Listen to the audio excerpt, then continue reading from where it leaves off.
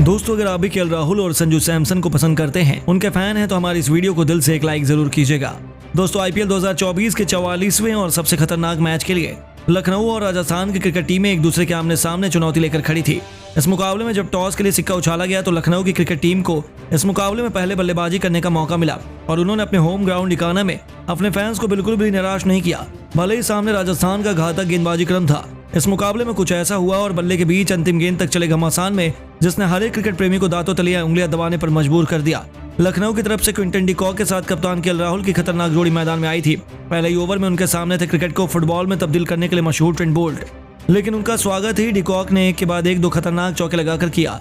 लेकिन दोस्तों, बोल्ट भी किसी से कम थोड़ी ना है। तीसरी गेंद पर डी कॉक को क्लीन बोल्ड कर बोल्ट ने अपना बदला ले लिया और लखनऊ को 440 बोल्ट का झटका दिया। वहीं दूसरे ही ओवर में संदीप शर्मा ने बल्लेबाजी करने उतरे पिछले मैच के हीरो मार्कस स्टोनिस को बिना खाता खोले ही पवेलियन भेजकर लखनऊ की कमर तोड़कर रख दी। 2 ओवर में केवल 11 रन बने और लखनऊ ने अपने टॉप 2 बल्लेबाज गवा दिए थे। इकाना का क्रिकेट स्टेडियम सुनसान हो चुका था क्योंकि लखनऊ मुसीबत में थी। हालांकि दोस्तों, कप्तान केएल राहुल लाजवाब फॉर्म में थे।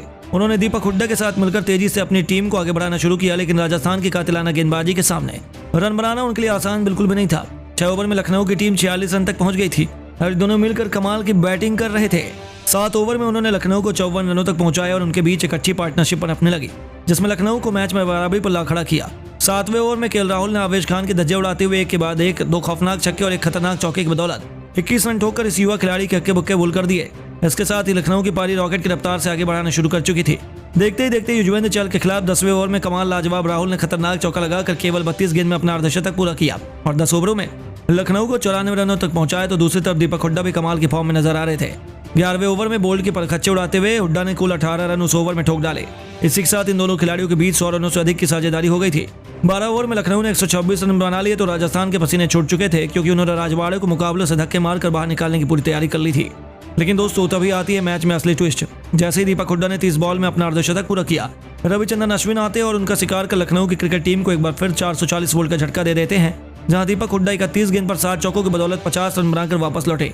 उनके आउट होने के बाद मैदान में निकोलस पूरन जरूर आए, लेकिन अब तो राजस्थान की वापसी का शंखनाद हो चुका था। उसके आगे भी पूरन क्या कर पाते। संदीप शर्मा ने निकोलस पूरन को चलता कर लखनऊ को चौथा झटका दिया, जहां पूरन केवल 11 रन बनाकर वापस लौट गए। हालांकि एक तरफ वन मैन आर्मी की तरफ कप्तान राहुल मौजूद थे और उन्होंने लखनऊ को 150 रनों के पार पहुंचाया। 16 ओवर में लखनऊ ने 156 रन बना लिए। कप्तान तेजी से अपने शतक की तरफ बढ़ने लगे और दूसरी तरफ से आयुष बदौनी उनका बखूबी साथ निभा रहे थे। लेकिन दोस्तों, शतक शायद राहुल की किस्मत में नहीं था। 18वें ओवर में आवेश खान ने राहुल से अपनी बेइज्जती का बदला लेते हुए पवेलियन का रास्ता दिखाया और लखनऊ के फैंस को आंखों में आंसू ला दिए। जहां राहुल 48 गेंद पर 8 चौके 2 खतरनाक छक्कों की बदौलत 76 रन बनाकर वापस लौट गए और 19 ओवर में लखनऊ ने 184 रन बना लिए। हालांकि कुणाल पांड्या और आयुष बदौनी की खतरनाक बल्लेबाजी से लखनऊ की क्रिकेट टीम ने आखिरकार 20 ओवर में 196 रन ठोक डाले। जहां आयुष बदौनी 13 गेंद पर 18 रन बनाकर नाबाद थे तो 11 गेंद पर 15 रन बनाकर कुणाल पांड्या ने उनका बखूबी साथ निभाया और दूसरी तरफ राजस्थान के लिए सबसे अधिक संदीप शर्मा ने सफलताएं हासिल की। अब इस लक्ष्य का पीछा करने के लिए यशस्वी जायसवाल के साथ खतरनाक फॉर्म में चल रहे जॉस बटलर की तूफानी जोड़ी मैदान में उतरी, जिनका नाम ही गेंदबाजों के पसीने छुड़ाने के लिए काफी था। जल्द से जल्द लखनऊ को विकेट चाहिए थी, लेकिन अंदाजा उनको नहीं था कि उन्हें जीत की भूख किस कदर हावी पड़ जाएगी और बेकार कर रख देगी। पहले ओवर में यशस्वी जायसवाल ने मैट हेनरी की धज्जियां उड़ाते हुए तूफानी छक्के से अपना खाता खोला तो पहली गेंद को चौके के लिए डिपॉजिट कर पहले ओवर में 13 रन बटोर लिए। ऐसा लग रहा था कि उनके सिर पर खून सवार है और दूसरी तरफ से बटलर ने भी अपना आक्रामक अंदाज दिखाना शुरू कर दिया। एक के बाद एक चौके छक्कों की झड़ी लगाते हुए इन दोनों ने लखनऊ के पसीने छुड़ा कर रख दिए।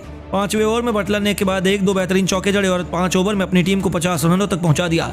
एक मैच विनिंग ओपनिंग पार्टनरशिप को उन्होंने अंजाम दिया तो पावर प्ले का आखिरी ओवर लेकर आए एस दयाल के खिलाफ पहली गेंद पर बटलर और यशस्वी ने 2 खतरनाक चौके लगा दिए। ऐसा लगने लगा कि कहीं 10 विकेट से राजस्थान ये मुकाबला न जीत जाए।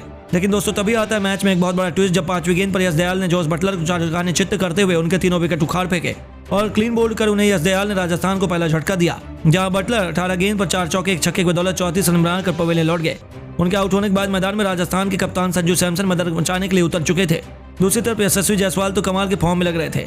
6 ओवर में राजस्थान ने 60 विकेट 1 विकेट के नुकसान पर बना लिए और अंतिम 84 गेंद पर उन्हें जीत के लिए केवल 137 रन चाहिए थे, जो इतना मुश्किल नहीं था। लेकिन लखनऊ के गेंदबाजों ने उन्हें इतनी आसानी से लक्ष्य हासिल नहीं होने दिया। 7वां ओवर लेकर आए मार्कस स्टोनिस ने अपनी पहली गेंद पर यशस्वी जायसवाल को पवेलियन की शोभा बढ़ाने भेजा। जहां यशस्वी 18 गेंद पर 3 चौके और 1 छक्के की बदौलत 24 रन बना पाए और बैक टू बैक गिरे इन 2 विकेटों ने राजस्थान को मुश्किल में फंसा दिया। लखनऊ इस मुकाबले में पूरे तरीके से शिकंजा कसने के लिए करीब पहुंच चुकी थी और मैदान पर संजू के साथ निभाने के लिए रेड हॉट फॉर्म में चल रहे रियान पराग आ चुके थे और फिर गेंद और बल्ले के बीच में इस तरह से घमासान हुआ कि मुकाबला आखिरी ओवर तक जा पहुंचा। हालांकि दोस्तों, वह भी केवल 14 रन बनाकर अमित मिश्रा का शिकार हो गए।